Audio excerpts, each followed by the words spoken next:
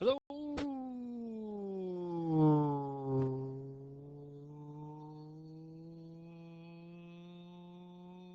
calling for a record.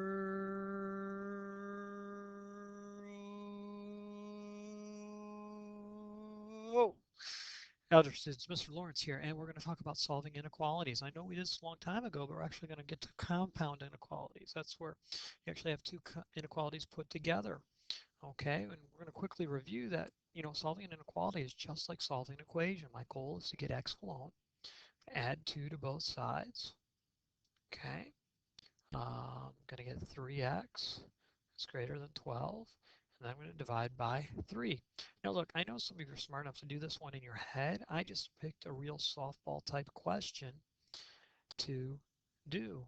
You still need to know the steps because there are some you can't do in your head. You can't go, oh, well, I won't worry about those. Those are going to be the ones I put on the test. Some of you haven't figured that out yet. All right, there's no equal sign here. So when I graph on my number line, I have an open circle, right? And then I need numbers greater than 4. Well, I make my little test here. I pick a number greater than 4. Well, that'll be 5. 5 would be over here on the number line, so I'm going to shade towards 5, right? Pretty simple stuff. I want you to remember that when I'm getting x alone, this step I would subtract 5 from each side, right? I'm going to have negative 2x is going to be greater than or equal to 12, and then I will divide by negative 2 on both sides, and that will flip my inequality, right? When I multiply or divide by a negative, my inequality turns around. You should remember that. The point in interest is negative 6.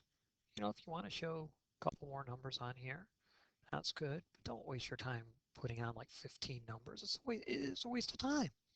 All right, now I need a point at 6, but it is equal. It is equal, so I will color the point in, right? Because it's equal.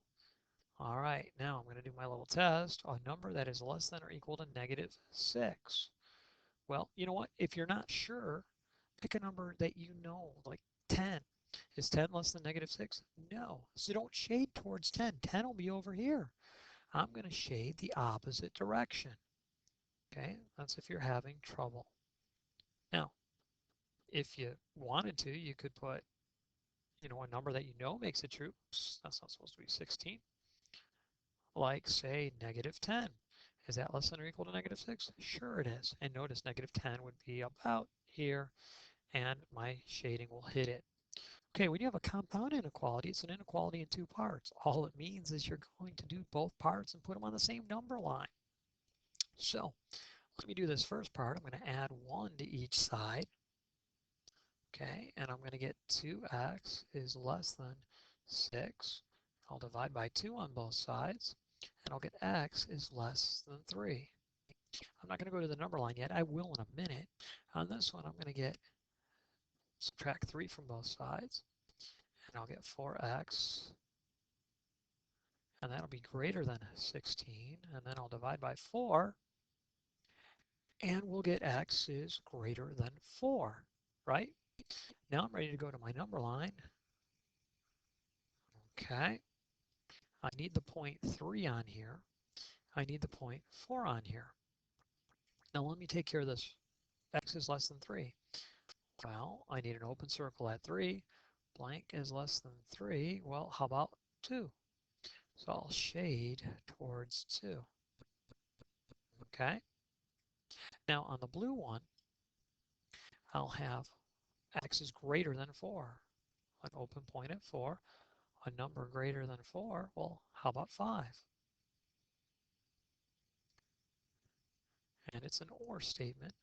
So my solution would be this part of it here. And then there's my graph of my number line right there. Whoa. Yikes. Okay. Now, by the way, ORs, unless they're a very special circumstance like all real numbers, will always graph something like this. They'll have a gap in the middle. Okay, now there is a special circumstance where you could get like all real numbers. They could be colored in points, like so.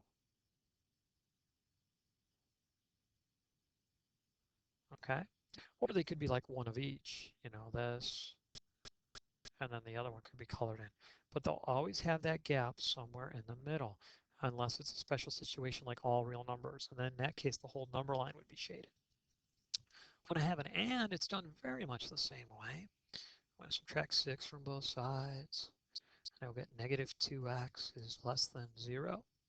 And then I'll divide by negative 2.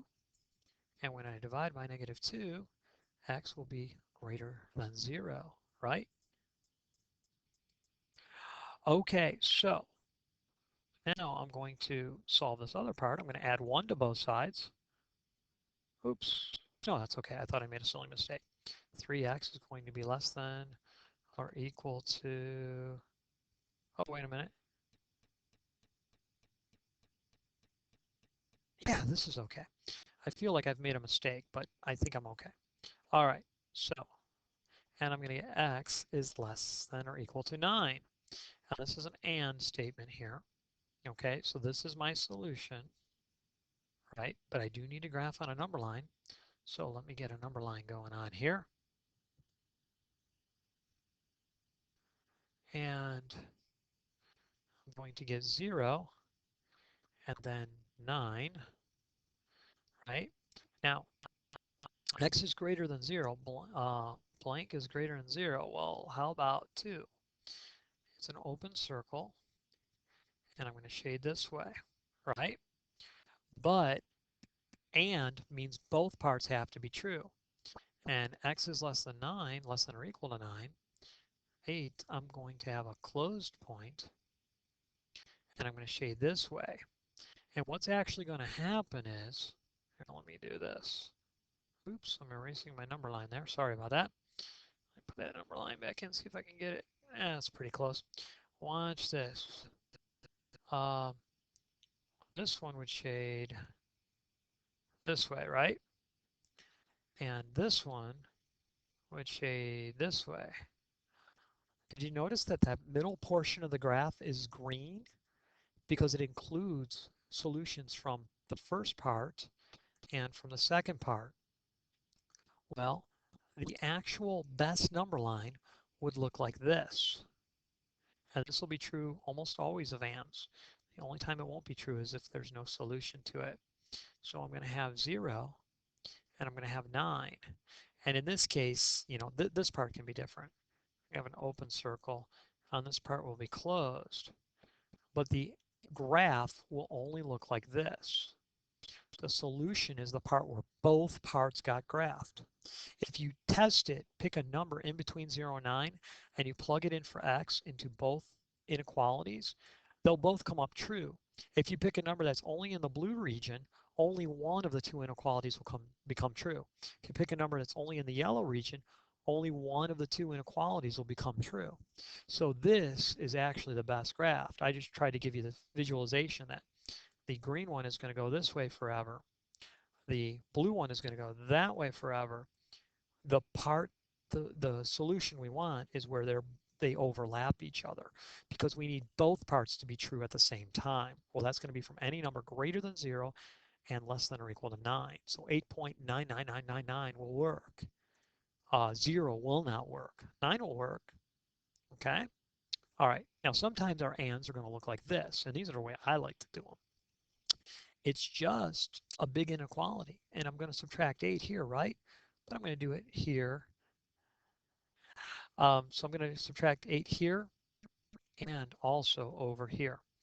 All right, so when I do this, I'm going to get negative 14 is less than or equal to 2x, which is less than 12.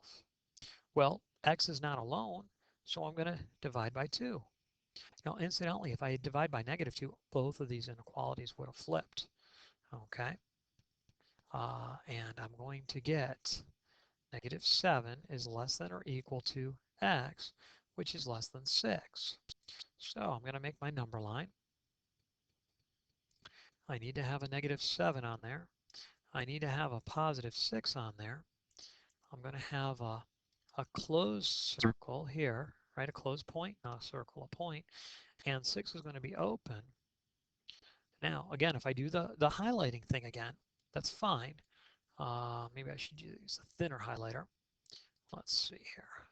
I'll make this part the blue one, so I need numbers greater than -7. Well, the numbers greater than -7 will be this way, right? Okay. But I also need numbers less than 6. Well, that's going to go from here over. Having a hard time coloring. There we go. So the actual best looking number line, and you don't have to graph it twice, I'm just trying to give you a really good visual. The best looking number line would look like this. And we'll have an open circle and a closed. Oop, a closed. I said closed, but I didn't close it. And then I will shade everything in between. Any number equal to -7 or greater than -7, also less than 6, will make this compound inequality true. And I'll tell you what, just for the sake of proving it, I will do that. Um, let me pick a number in this region. Let's pick a real easy number like 0. All right, I'm going to have -6 less than or equal to 2 times 0 plus 8, which is less than 20. -6 less than or equal to 8 is less than 20. Is that true? Sure. 8 is between -6 and 20, isn't it?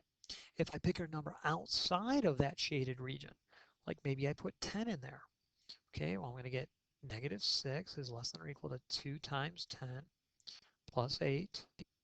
That's less than 20. So -6 is less than or equal to 28, right? 2 times 10 is 20 plus 8. 28 is less than 20. This part of it is true. However, this part of it is not true, right? Because 28 is not less than 20. So you see the numbers outside the shaded region don't give me a true statement for both parts. Okay, one more example and then we'll call it quits. Hold on a second, my music stopped and I really like to hear music while I'm talking. Oh, I did that again. Okay, so let me see here. I've got this compound inequality. It's an and. Oh, by the way, I don't know if I mentioned ands will always look like this, where they're kind of closing in on each other. And I'll show you a cool thing with your hands if you remind me after you watch this video. Okay, in here, I got to get x alone. I'm going to subtract 6 from both sides. And when I do that, I will get 9 is greater than -3x, which is greater than -9. And then I will divide by -3. I'll do it here, I'll do it here, and I will do it here. And I'll get -3. Inside I'll get just x, and here I'll go +3. But the inequalities will change direction because I've divided by a negative. So going to a number line, I'll need to show -3. I'll need to show +3. They'll both be open circles in this case, open points. I keep saying circles, I'm sorry. And I'll shade everything in between. Okay, there you go. That's your video lesson. We'll get some practice with this the next day in class. Mr. Lawrence signing off. Have a good night, everybody.